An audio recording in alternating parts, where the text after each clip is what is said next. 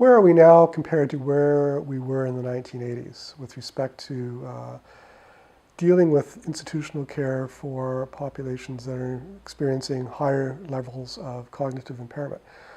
Well, we know now that the population in nursing homes in 2015 is much older than it was by at least 7 or 8 years on average than it was when the Green Acres report took place in 1982. We know that the levels of dementia are higher on average across nursing homes in general than was the case in the 1970s and 1980s, and certainly compared to the 1950s when Green Acres was opened. So the problems that Green Acres was initially set out to deal with, providing residential care to people with cognitive impairment, are, if anything, much more important, much more widespread than they were in the 1950s when the facility was constructed. What have we learned today? I think one of the issues we're dealing with is, again, issues of population management and behavioral management. We often see scandals emerging in the media through deaths due to violence in long-term residential care. That's what grabs the media's attention. One resident strikes another resident, staff strike out at residents strike out at staff. Different kinds of violence can occur when people are working or living under stress.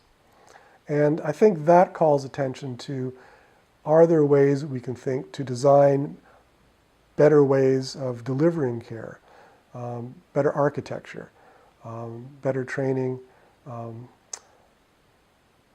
new strategies that might be more effective.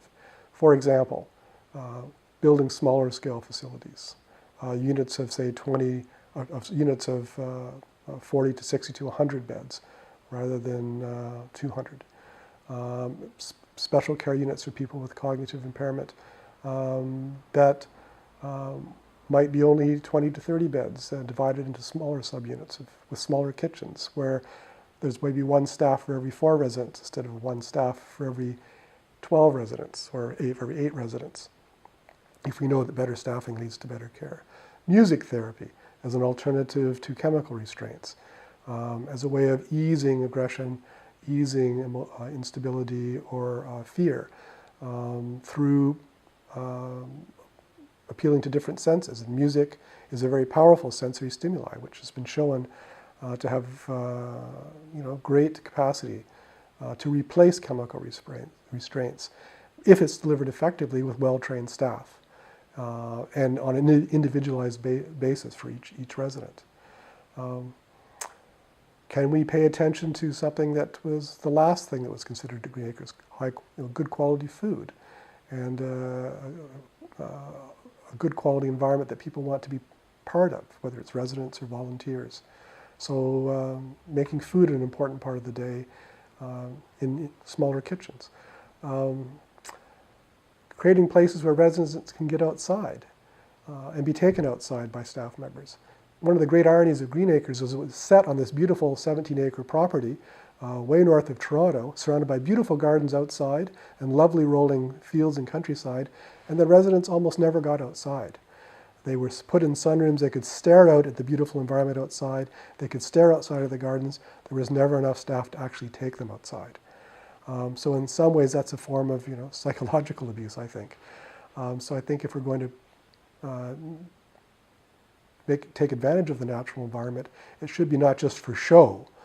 Green Acres always look very attractive for people driving past it on the highway.